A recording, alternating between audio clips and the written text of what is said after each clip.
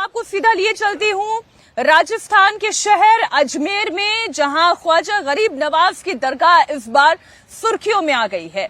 और सुर्खियों में इसलिए है क्योंकि यहां पर भी सर्वे होने जा रहा है। आपको बता दें, हिंदू पक्ष दरगाह के सर्वे को लेकर कोर्ट गया और यहां पर उसकी बड़ी जीत हुई। हिंदू पक्ष ने अजमेर दरगाह के सर्वे के लिए कोर्ट में याचिका दायर की, जिसे कोर्ट ने मंजूर कर ली। यानी कि अदालत ने यह मान लिया कि इस याचिका को सुना जा सकता है, ये सुनने योग्य है। हिंदू पक्ष की याचिका पर कोर्ट ने नोटिस भी जारी कर दिया है और इसी नोटिस को लेकर बवाल खड़ा है।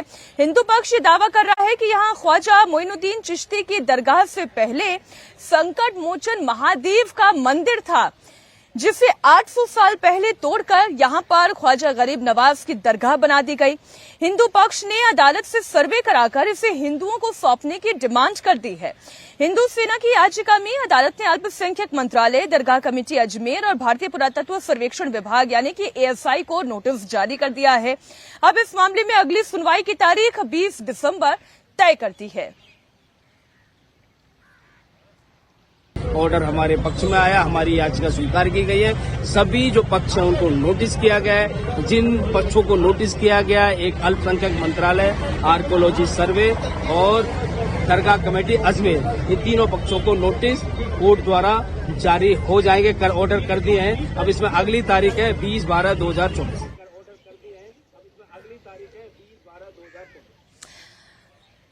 आप देखिए, एक एक करके रिएक्शन जो है हिंदू पक्ष हो सकता है अदालत के इस आदेश के बाद खुश है।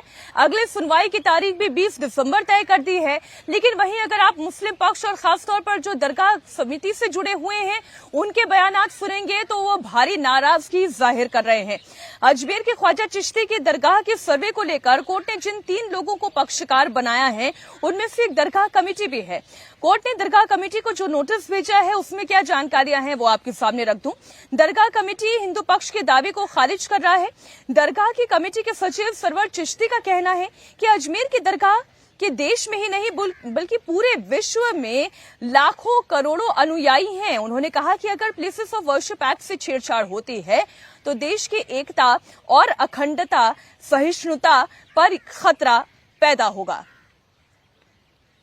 कभी मथुरा, कभी काशी, कभी बाबरी मस्जिद के फैसला आने के बाद जबकि हमने कड़वा खूब पिया था और मान लिया था देश हित में, ये सोच रहे थे कि अब कुछ नहीं होगा, लेकिन ये थमने का नाम नहीं ले रहा। ये कसूर जो रिटायर्ड सीजीआई मिस्टर चंद्रचूड़ का है।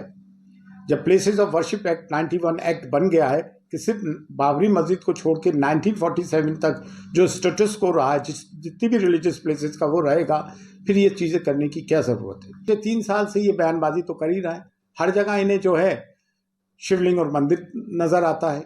सदियों पुरानी मस्जिदों पे ये लोग इस तरह की हरकतें कर रहे हैं, लेकिन ये चीज़ें हैं देश हित में नहीं है, देश के हित में ये कतई तौर से नहीं है। हम देख रहे हैं क्या करना है, करेंगे और इंशाअल्लाह किसी की ये मुरादें पूरी नहीं होंगी कि यहाँ पे कुछ हो जाए। ये गरीब नवाज की दरगाह थी, है और इंशाअल्लाह रहेगी। बात गरीब नवाज ख्वाजा चिश्ती की इस दरगाह को लेकर है, इस पर सवालिया निशान उठ खड़े हुए हैं। तो ऐसे में गरीब नवाज के वंशज की ओर से भी प्रतिक्रिया आनी ही थी। उन्होंने कहा कि हिंदू पक्ष जो है वो पूरी तरीके से इसे खारिज करते हैं। उन्होंने कहा कि कोर्ट ने उन्हें नोटिस नहीं भेजा है, लेकिन इसके बावजूद वो इस पूरे मसले पर वकीलों की राय ले रहे हैं। उनका दावा है कि यहाँ करीब 850 साल पहले से दरगाह है। दरअसल ख्वाजा मोइनुद्दीन चिश्ती को पैगंबर मोहम्मद साहब का वंशज माना जाता है। उनके फॉलोअर्स उन्हें ख्वाजा गरीब नवाज के नाम से पुकारते हैं। वो एक फारसी इस्लामिक स्कॉलर थे। उनका 1143 में अफगानिस्तान के हेरात प्रांत में चिश्ती शरीफ में जन्म हुआ था और इल्तुतमिश के शासनकाल में वो भारत आ गए थे और अजमेर में आकर बस गए। 1236 को 93 साल की उम्र में उनका इंतकाल हुआ और दावा ये किया जाता है कि यहीं पर उनकी मजार बनाई गई। मैं यहाँ के जो सज्जादा नशीन है उनका जानशीन उत्तराधिकारी हूँ और खुद बाहैसियत गरीब नवाज का एक वंशज, उनकी औलाद हूँ।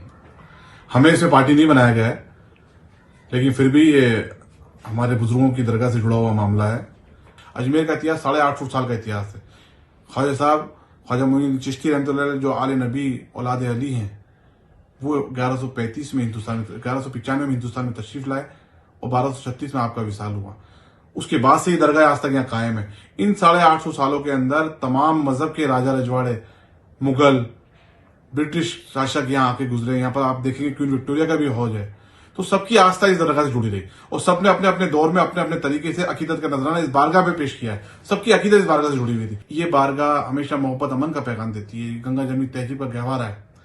यहाँ पर ऐसा नापाक सोच रखना और इसके बारे में ऐसी बात करना, ये उन तमाम दुनिया के लाखों करोड़ लोग जो आस्था जुड़ी हुई है उनकी आस्था को ठेस है।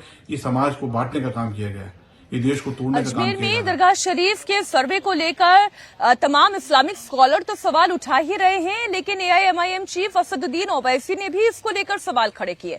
उन्होंने कहा कि तकरीबन 800-850 सालों से ये दरगाह यहां पर मौजूद है और प्रधानमंत्री नरेंद्र मोदी भी हर साल यहां पर चादर भेजते हैं। ऐसे में हिंदू पक्ष यहां पर सर्वे का दावा कैसे कर सकता है? 800 साल से दरगाह शरीफ है वहां पर और 800 साल में अलाउद्दीन खिलजी से लेकर उसके बाद आप अमीर खुसरो की किताब है, उसमें इस दरगाह के बारे में लिखा गया। देश के हर प्रधानमंत्री उर्स के दौरान वहां पर चादर बिछाते हैं। नरेंद्र मोदी की सरकार क्या वो कहेगी जिस पर नरेंद्र मोदी ने अपनी चादर बिछाई है बहैसियत प्रधानमंत्री कि वो दरगाह है नहीं है? ASI क्या बोलेगा? ये पूरा देश को डिस्टेबलाइज करने के लिए और ये देश के हित में नहीं, हम बार बार आपको कह रहे हैं। ये जो ताकतों का ये जो लोग हैं, इनका डायरेक्टली इनडायरेक्टली ताल्लुक बीजेपी RSS से है, इससे कोई डिनाई नहीं कर सकता। 800 साल से दरगाह है, उसको बोल रहे दरगाह नहीं है, तो फिर क्या होगा? फिर देश में क्या कोई खामोश बैठ जाएगा? अब कल कोई मुसलमान जाके बोलेगा नहीं ये वर्शिप की जगह नहीं है, किसी और की, मेरी है। देश चलेगा तो संविधान से चलेगा, रूल ऑफ लॉ से चलेगा। अजमेर शरीफ में इस दरगाह को लेकर हिंदू पक्ष जो सवाल खड़े कर रहा है, ऐसा नहीं कि ये आवाजें पहली बार उठ रही हैं। इससे पहले भी जब राजस्थान में कांग्रेस की सरकार थी, इसी तरीके का दावा हिंदू पक्ष पहले भी कर चुका है। लेकिन अब दोनों ही पक्षों का अपना अपना मानना है।